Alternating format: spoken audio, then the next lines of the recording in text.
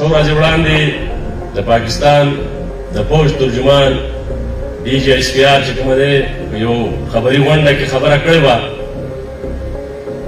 په سبا باندې ما د اسمبلۍ لپاره کافي تیاری کړې چې زه په اسمبلۍ کې به دې خبره کوم خو له بده به هغې ما ته مقرره نه کړله او هغه سیشن چې کومه دی 26 تاریخه پورې اډجرن شولو هم د دې مسایلو خبره کړې وه چې دلته پښتانه زلمي او مختلف ګوندونه او پښتانه چې کوم دی وسایل کوي او دا وسایل جو چې کومه دی په جهیز کې ورته نه میلاو شوي هغه سپک تورین چې کوم دی استعمال کړي وو خدای د ټول قام توهین کړی دی که څوک په هر فکر او په هر ګوند کې دی خدای د ټول قام ته سپک نظر کړی وو